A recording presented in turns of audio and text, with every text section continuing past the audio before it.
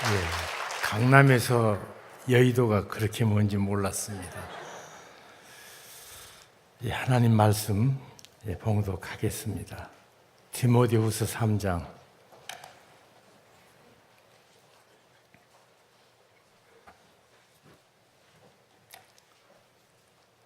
16절부터 봉독합니다.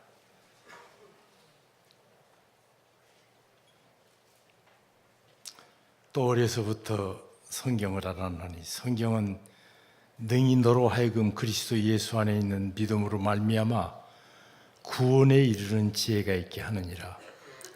모든 성경은 하나님의 감동으로 된 것으로 교훈과 책망과 바르게 함과 의로 교육하기에 유익하니 이는 하나님의 사람으로 온전케 하며 모든 선한 일을 행할 능력을 갖추게 하려 함이니라. 아멘. 재작년이 개신교 시작 500주년 기념회였습니다. 세계 모든 개신교들이 이 해를 어떻게 의미 있게 보낼까 여러 프로그램들을 또 좋은 컨벤션이나 또 세미나들을 곳곳에 열었습니다. 기대를 갖고 이 500주년을 개신교가 어떻게 다시 활력 있게 개혁자들의 살아있는 신앙을 조차 다시 회복하는가? 왜냐하면 세상에 그렇게 많았던 교회 터들이 있고 예배당 모습이 있는데 유럽에 가면 어떤 때는 그 예배당 건물이 술집이 되고 심지어는 사탄의 숭배교가 그 예배당을 대신 점유해서 자기들 일을 하는 것을 보게 됐습니다. 심장이 빠개지는 듯한 고통. 그리고 16년 연초에 조용히 유럽 전역을 돌아다녀 봤는데 개신교를 찾을 수가 없습니다. 그랬기 때문에 올해 개신교가 정말 개혁자들의 뜨거운 능력과 열정을 어떻게 다시 회복해서 하나님의 나라를 이 땅에 드러내는데 쓰임을 받을까. 그리고 1년 지났습니다. 여러 세미나의 기록들을 찾아보고 여러 모임들을 끼웃거리면서 보면서 얼마나 마음에 깊은 탄식을 했는지 모릅니다. 루터에 대한 조명이 있고 칼빈에 대한 강좌도 있고 이제까지 별로 말하지 않던 쭈빙기리에 대해서 또 이제까지 역사에 잊혀버렸던 무수한 개혁자들의 참상들을 보고하는 보고에는 있었지만 이 시대에 개신교가 어디로 가야 될 것인가를 확실하게 말하는 데는 거의 없었습니다. 이러다가 개신교가 없어지겠다 이런 절망감을 가졌던 것이 개신교의 가장 중요한 강조는 오직 말씀입니다. 그런데 이 말씀을 정말로 우리가 삶 속에 누리고 살고 있는가? 그러면 개신교 시작됐던 위대한 선각자들이 어느 말씀을 근거로 해서 오직 말씀이라고 말했는가?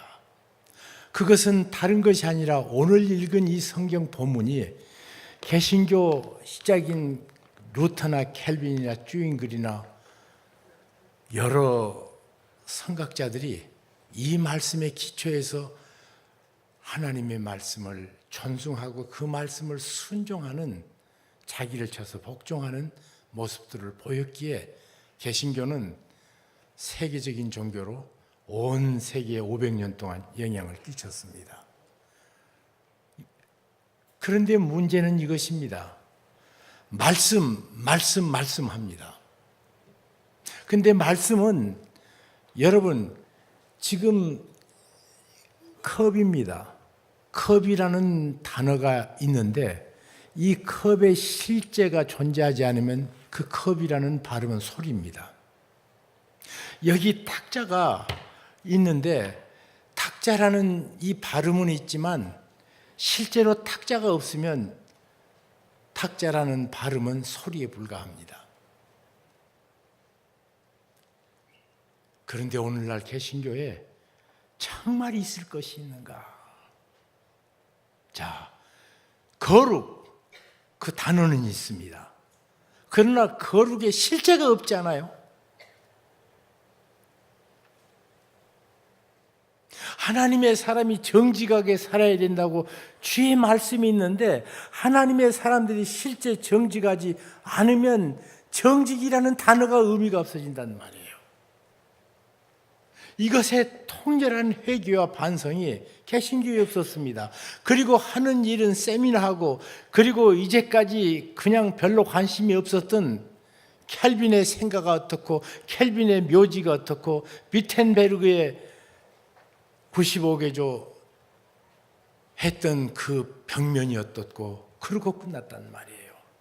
여러분, 이 말씀이 어떤 말씀입니까? 성경은 말합니다. 오직 성경은 성령의 감동으로 됐다.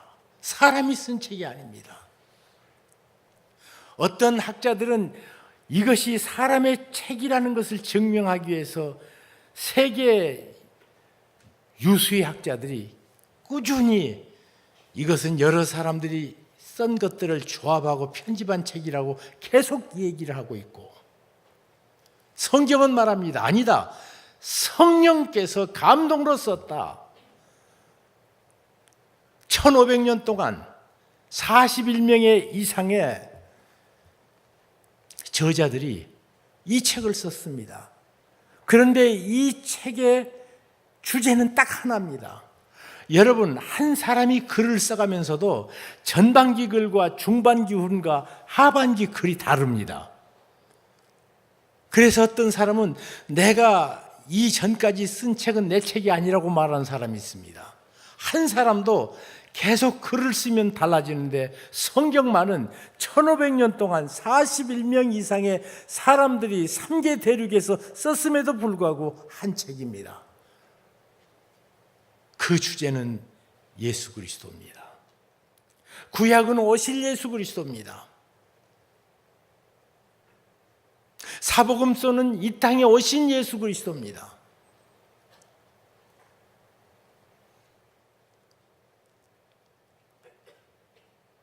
서신서는 설명되어지는 예수 그리스도입니다. 사도행전은 전파되는 예수 그리스도입니다. 요한계시록은 다시 오신 예수 그리스도입니다. 예수입니다. 요즘은 목사들의 설교 가운데도 예수님이 안 계실 때가 너무 많더라고요.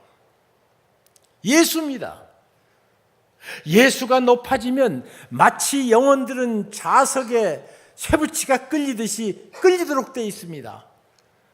이 시대에 한국교회가 힘이 없는 가장 큰 이유는 예수가 없습니다.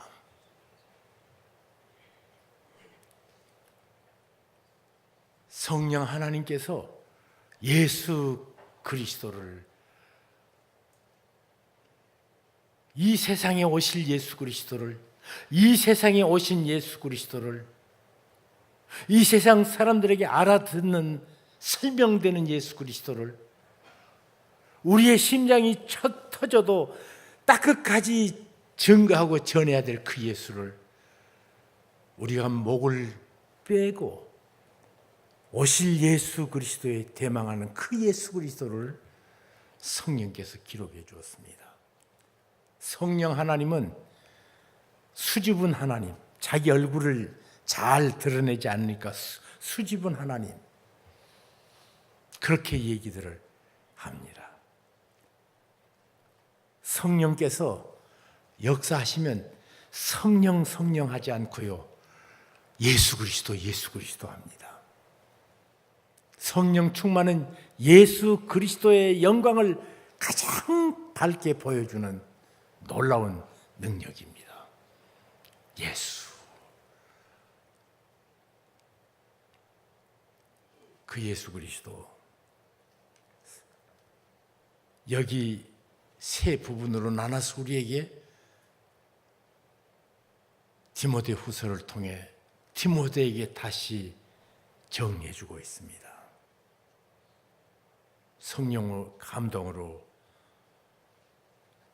되어졌는데 그 기록의 가장 중심은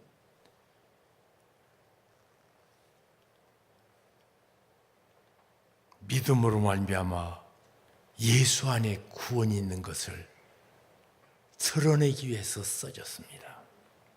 그래서 성경을 보면서 예수 그리스도를 보고 예수 그리스도께서 이 땅에 오셔서 행하신 그 구원을 내 것으로 붙잡습니다.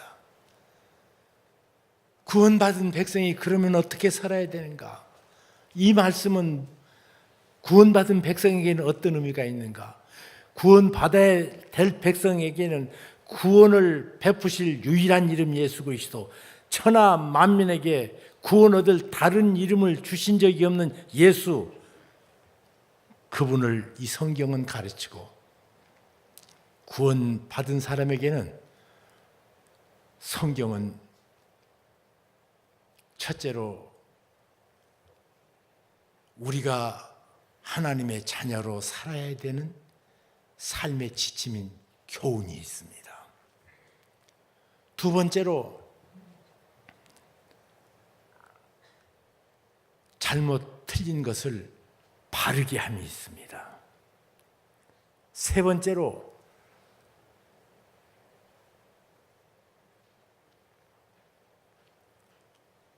잘못됐을 적에 책망이 있습니다.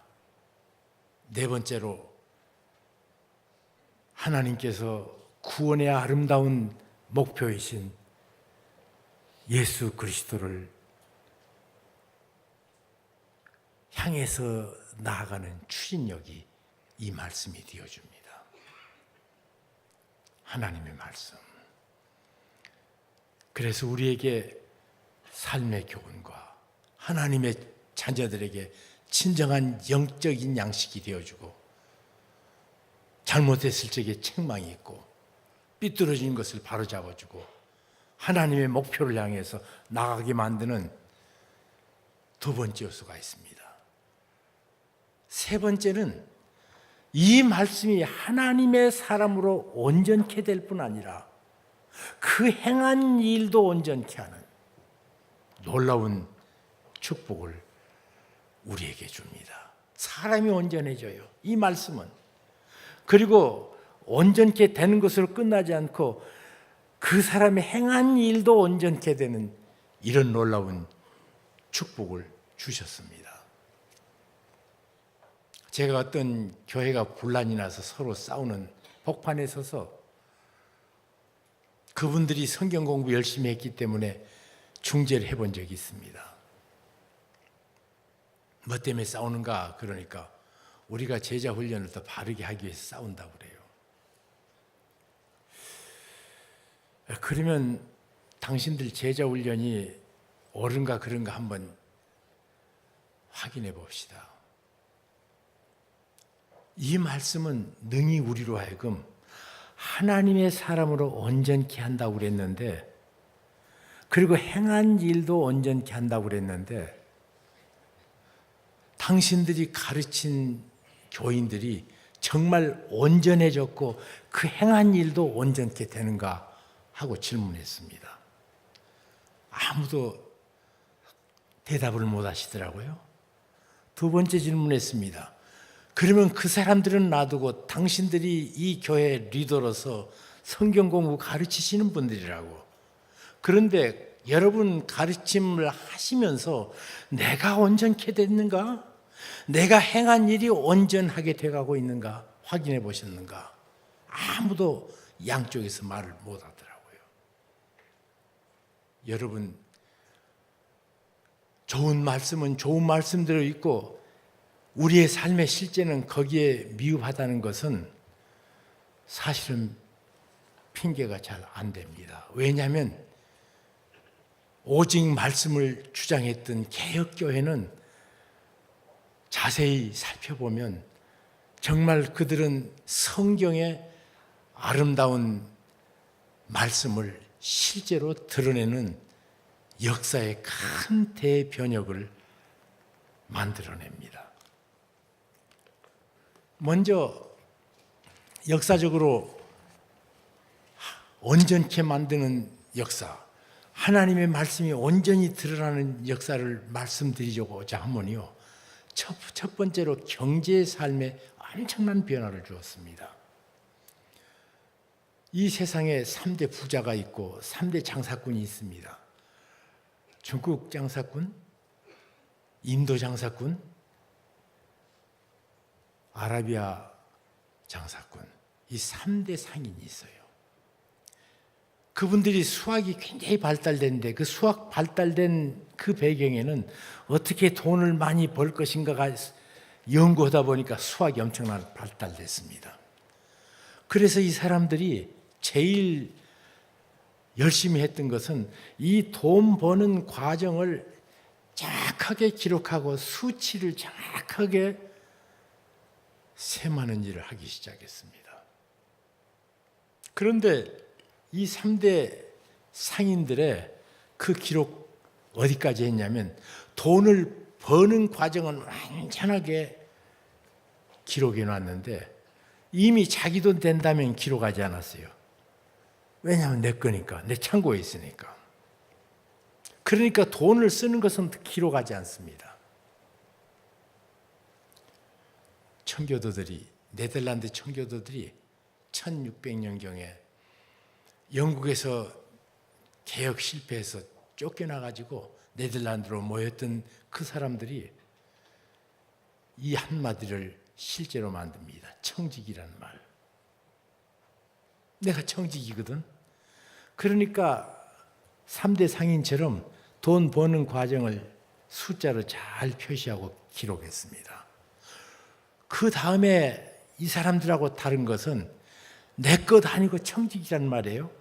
청직이니까 내가 가지고 있는 것도 내 것 아니어서 청지기로 모든 숫자들을 정확하게 기록했습니다. 그것으로 끝나지 않습니다. 세 번째로 돈을 쓸 때도 청지기니까 내 마음대로 쓰지 못하고 기도하면서 하나님 앞에서 바로 돈을 쓰기 위해서 노력했습니다. 이 세계에서요 가장 구두쇠 나라가 있다면 네덜란드예요. 그 더치페이라는 거 있죠. 그렇게 구두쇠입니다. 정말 그 사람들이 옷 입는 거 보면요, 그 사람들이 먹는 음식 먹는 걸 보면 굉장히 큰 회사 회장들이 아침 조밥 먹는 거 간단하게 커피 한 잔에다가 네덜란드 맛없는 빵 주더라고요. 어떻게 하면 하나님의 것을 바로 관리할까? 청지기예요. 이분들이 청지기로 기록하기 시작하자 유럽의 모든 돈 있는 사람들이, 사실 돈이라는 건 쌓는 거 복잡하지 않아요. 돈은 숫자입니다, 사실. 여러분, 10억이 만약 쌓여져 있다면 5만 원짜리로 얼마나 큰 부피를 갖겠습니까? 이게 돈은 내가 돈이 많다 그러는 것이 한번 만져본 적도 없고요. 그냥 숫자 노름하는 거예요. 그런데 네덜란드 사람들이 정확하게 그 과정을 적어놓고 관리하니까 전 유럽의 돈들이 네덜란드로 모여듭니다. 그래서 네덜란드는 당시에 조그만 나라로서 스페인에서 독립한 다음 세계를 경영하는 엄청난 영향력을 발휘하는 나라로 변모됐습니다. 청직이라는 성경에 있는 말씀을 실제로 순종해서 드러내기 시작하자 조그마한 나라 네덜란드는 그때부터 지금까지 모든 사람이 평등하고 모든 사람이 자유롭고 모든 사람이 영광스럽게 사는 나라를 이 땅에 만들었습니다. 이렇게 실제를 만드는 것이 중요합니다.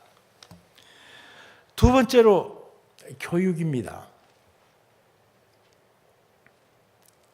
모든 세계 교육은 우리나라 제 어렸을 적에 서당이 있었는데 서당 교육이었습니다.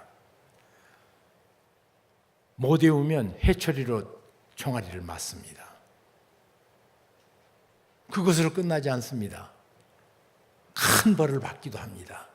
무섭고 두려워서 외우라는 걸 잘잘잘 외웠습니다. 이것은 수도원에서도 마찬가지였습니다.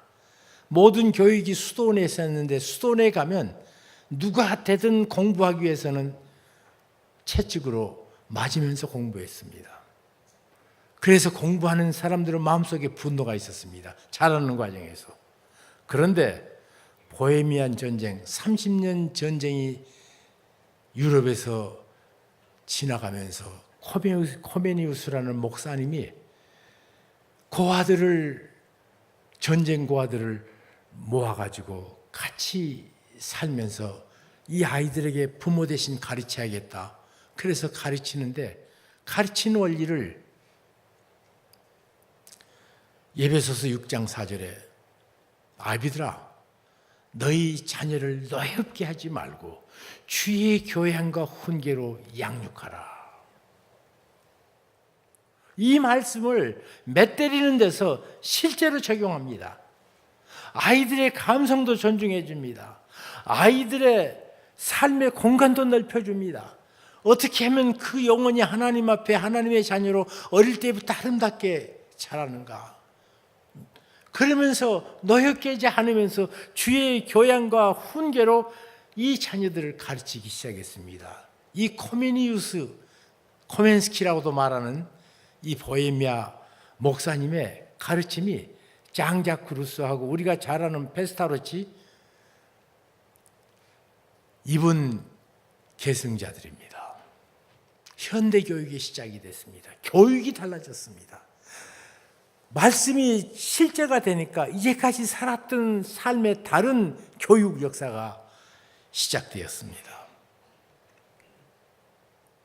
그런가 하면 영국에서 윌버포스라는 젊은 청년이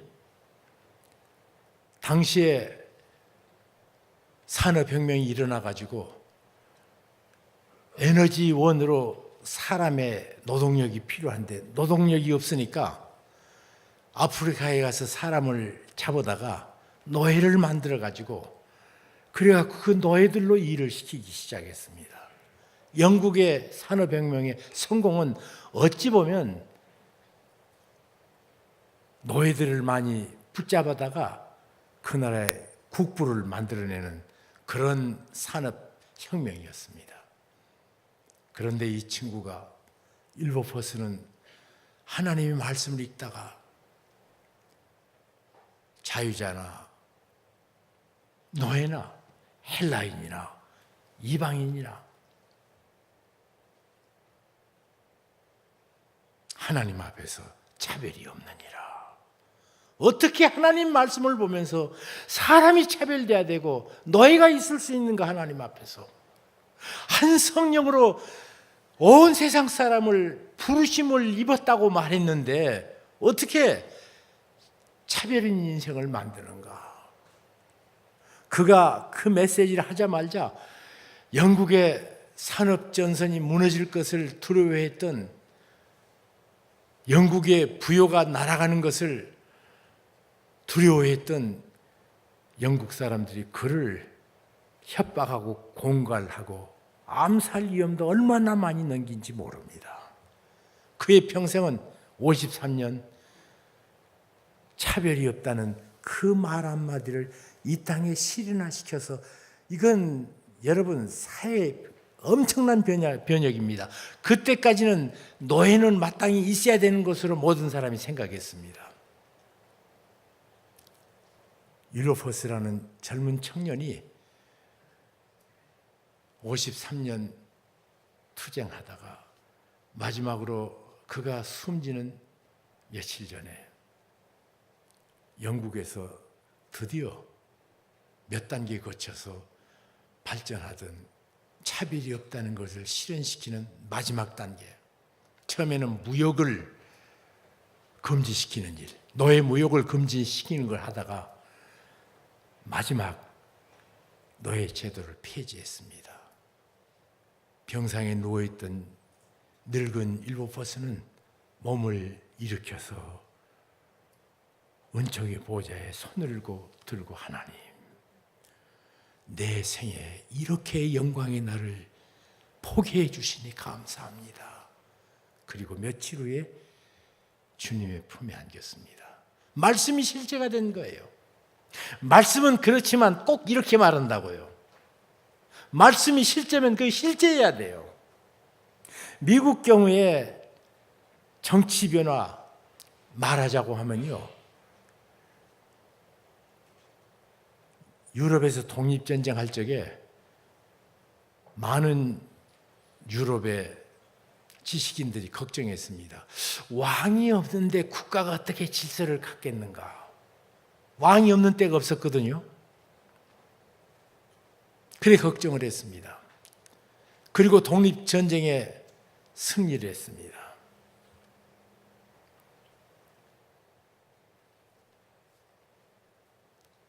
그때 우리나라가 국가 리더십을 어떻게 정할 건가?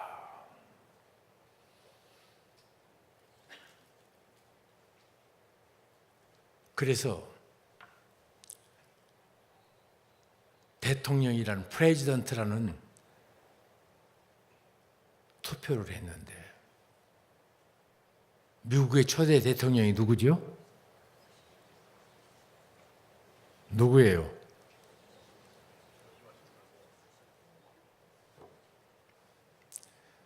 사실은 그 사람이 안 되고 다른 사람이 될 줄 알았대요. 왜냐하면 농사꾼이었고, 그런데 전쟁에서 영웅이 돼가지고 대통령이 됐습니다.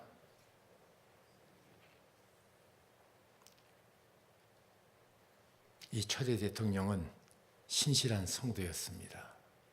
대통령 뽑아놓고 왕을 뽑는다고 생각했습니다. 그러니까 나 왕이 아니라고 말합니다.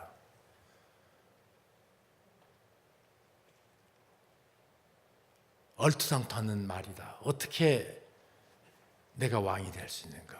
나는 왕 되는 것을 거부한다. 그러니까 두 번째로, 그러면 왕은 세습하지 않습니까? 그거 안 되면 당신이 다른 거 하지 말고 총통하라고, 살아있는 동안은 이 나라 총통으로 있어달라고. 이 사람이 자기가 다니는 그 교회에서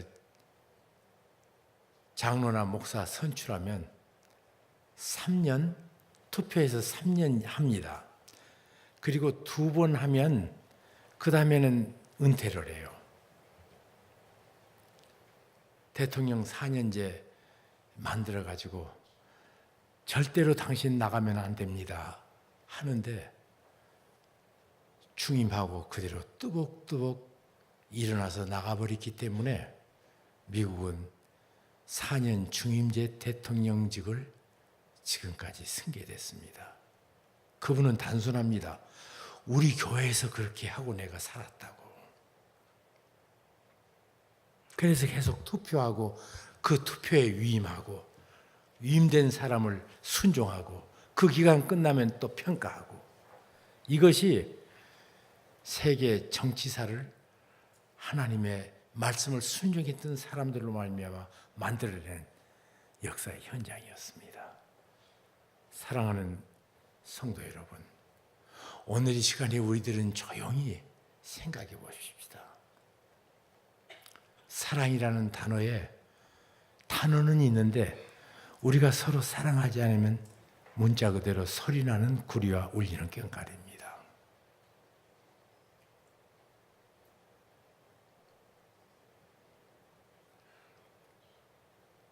하나님의 말씀이 우리 삶에 실제해야 됩니다.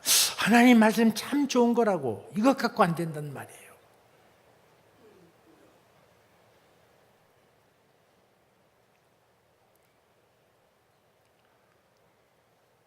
의로움, 화평, 온유, 겸손, 자비, 양선, 지극히 선하며 충성.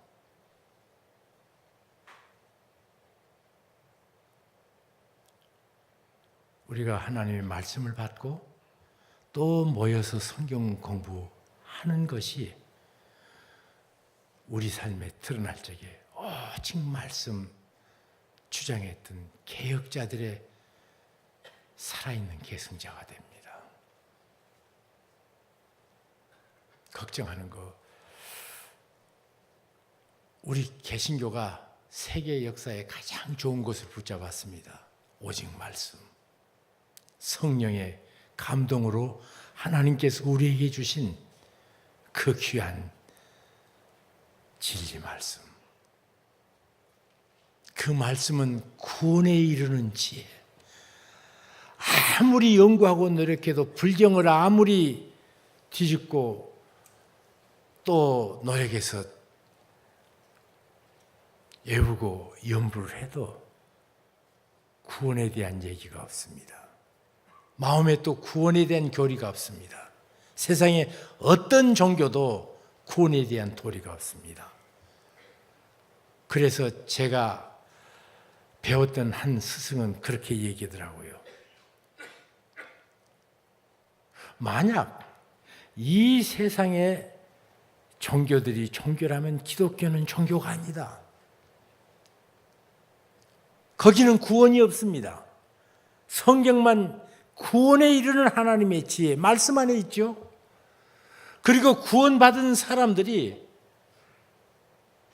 그 하나님의 사람이 이 땅에 살아야 될 바른 교훈과 잘못됐을 때 추상 같은 책명과 그리고 한 걸음 더 나가서 틀린 것을 바로 잡아줌과 그리고 하나님께서 우리를 부르시는 목표인 의, 이 의라는 단어 속에요 목표라는 뜻도 있습니다.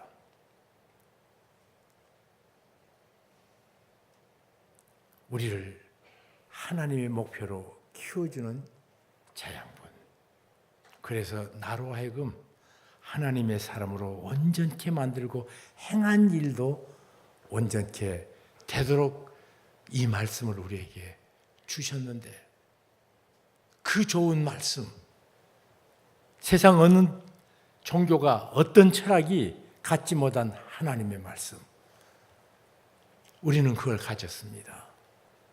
그런데 이 말씀만 빠져버리니까 우리는 아무것도 못 가졌더라고요. 캐톨릭은 엄청난 문화유산이 있어서 보여지죠. 무슬림은 우리들에게 한 형식을 보여줍니다. 하루에 5번 메카를 향해서 엉덩이 쳐들고 절하면 저들의 그 형식이 그대로 남아서 전수가 됩니다.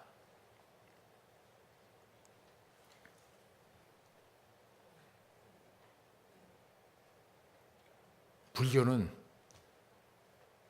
연불만 외우면 연불 속에 자기 체면이 있어서 그 체면에 깊은 즐거움이 있기 때문에 전속이 될 것입니다. 개신교 우리가 붙잡은 말씀이 드러나지 아니하면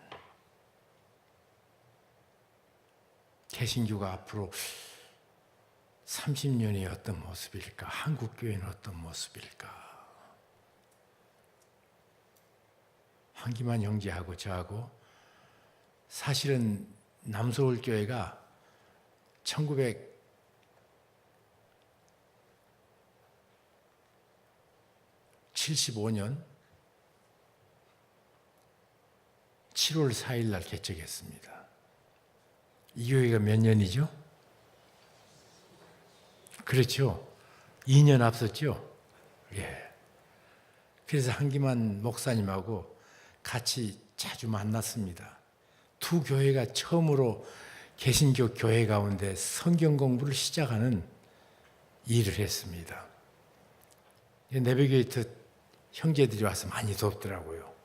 저는 CCC에서 자랐기 때문에 2년 동안 아무것도 하지 않고 우리 성도들을 성경 공부만 그냥 같이 열심히 같이 했고, 그래서 그 사람들 가운데 지도자 키워서 그 사람들이 다른 사람을 가르치는, CCC에서 대학생 가르쳤던 것을 그대로 한번 해봤습니다. 그것이 한국교회 성경 공부 시작입니다. 성경 공부 통해서 많은 귀하고 아름다운 감동, 기쁨, 만족, 이 모든 것을 우리가 누리고 축복도 누렸는데, 우리는 이거 봐야 됩니다. 내가 하나님의 사람으로 온전하게 자라고 있는가? 말씀이 그렇게 말했잖아요. 말씀이. 그리고 온전하게 자랐는지 안 자랐는지는 잘 모르잖아요. 우리가 지금 행한 일도 온전해져 가고 있는가? 목표가 있어야 내가 어디만큼 왔는지, 어디로 갈 것인지, 뭐가 부족한지 돌이키지 않겠습니까? 믿음의 아버지 사도 바울은 믿음의 아들에게 우리가 절대로 놓치지 않아야 될 것이 있다면 오직 말씀이다.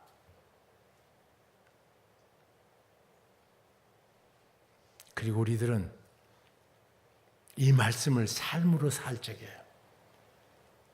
사랑하는 우리 자녀들이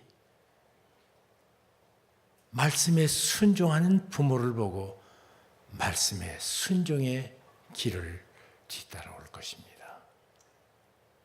여러 가정을 봅니다.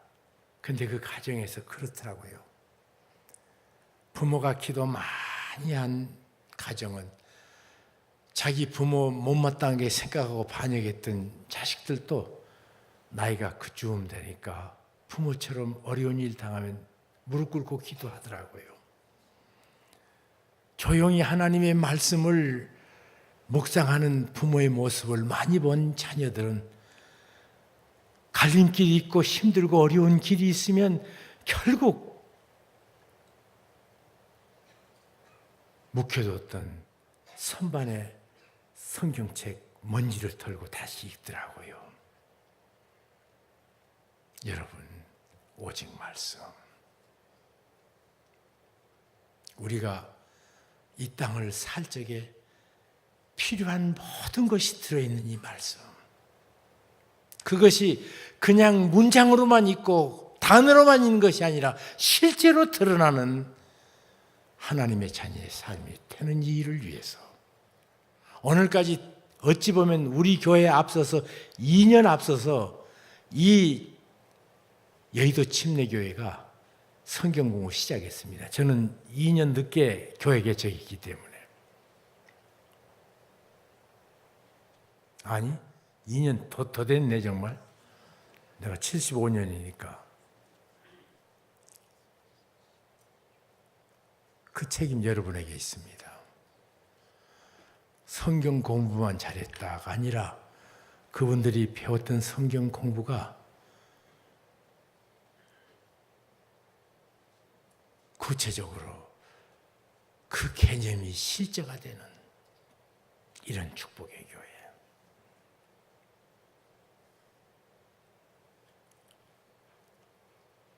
부모님들, 그리고 마지막으로 우리가 물려줄 유산으로 이 말씀을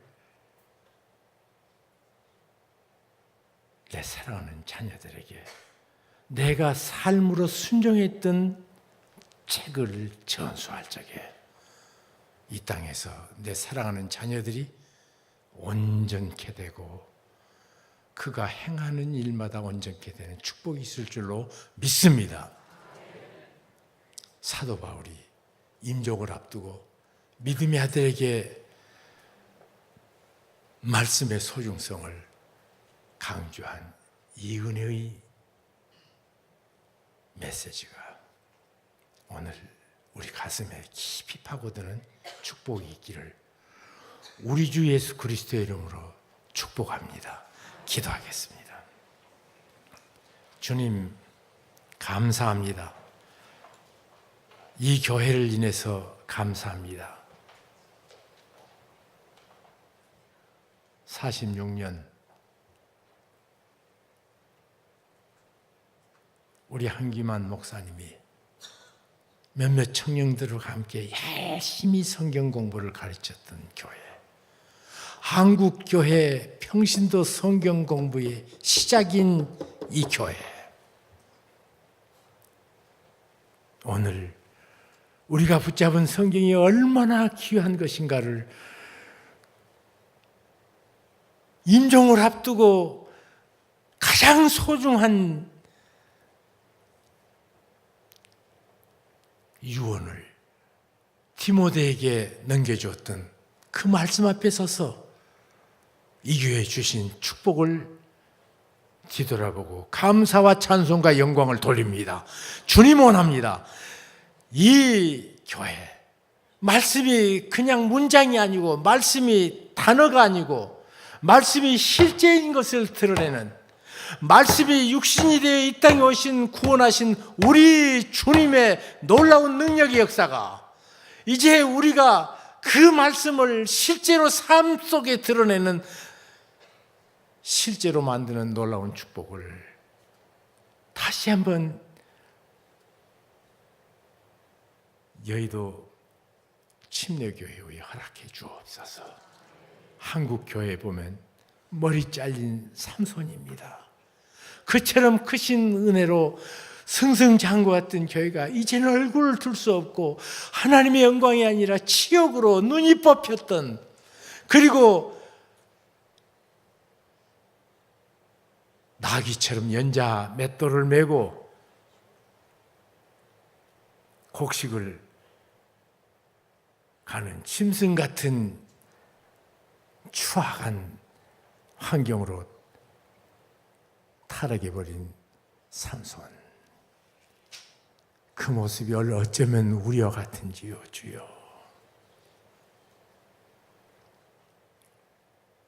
성도라는 단어가 성도라는 실제를 보여주는 교회로 이 교회 축복해 주시옵소서. 다시 한번 말씀에 깊이 창념해서 살아계신 하나님의 영광을 드러내는 놀라운 축복을 허락해 주시기 구합니다.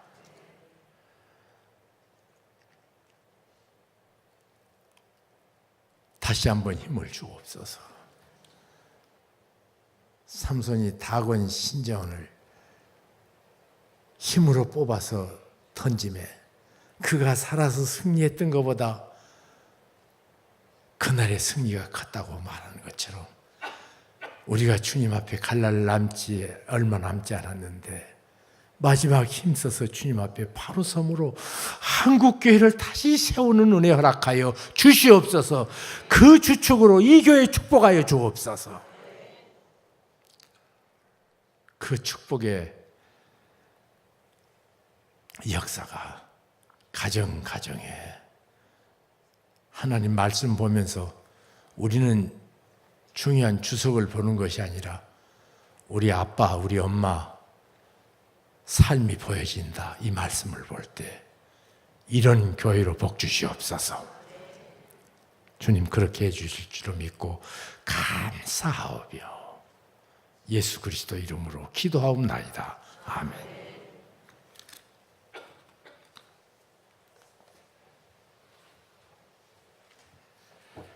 귀한 말씀의 은혜를 주신 우리 하나님 아버지께 감사와 영광을 돌립니다. 우리 성도님들 이 저녁의 말씀 가슴에 새기셔서 우리 각자 한 사람 한 사람 가운데 말씀이 실제가 되어지는 그런 레마의 역사가 일어나시길 주님의 이름으로 축복합니다. 우리 하나님께 감사와 우리 홍 목사님께도 감사의 박수 한번 드리겠습니다.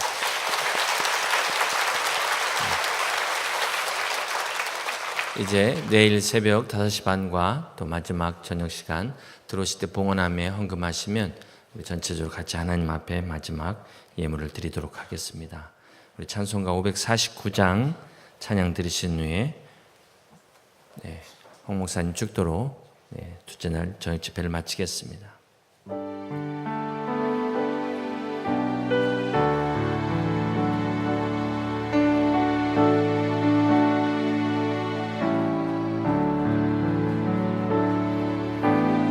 내 주여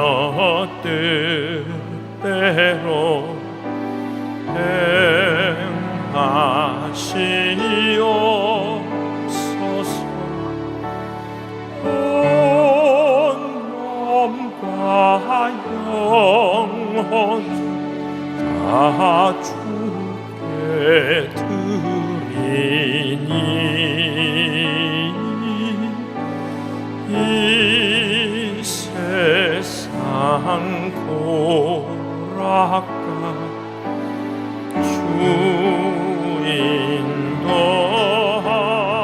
하시고 날 주관하셔서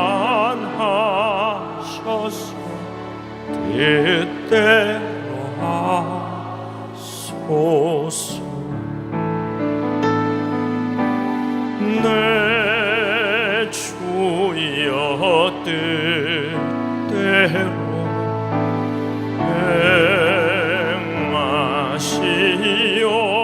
행하시옵소서. 근심 중에도 낙심케 마소서.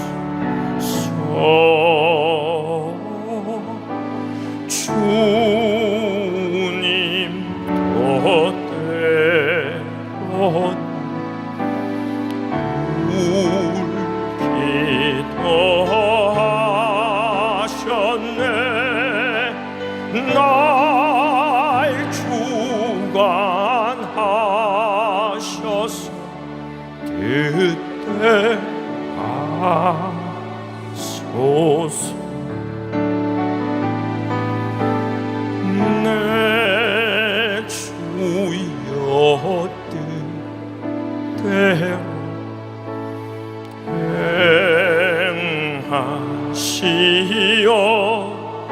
행하시옵소서. 내 모든 일들을 다 주께 맡기고 저 천성 향하여 고요히 가리니 살든지 죽든지 뜻대로 하소서. 아멘.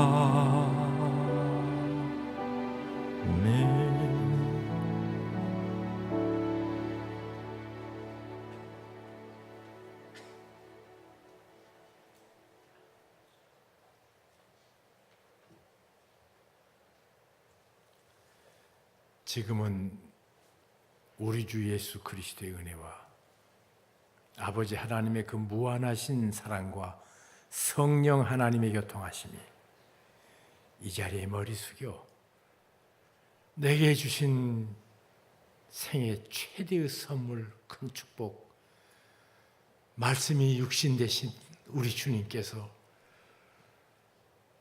그 귀한 하나님의 말씀을 우리에게 주신 것을 소중히 여기며 그 말씀대로 따라 그 말씀이 실제가 되는 인생을 살기로 작정하는 주의 자녀들 위해 지금부터 영원까지 함께 하실지어다. 아멘.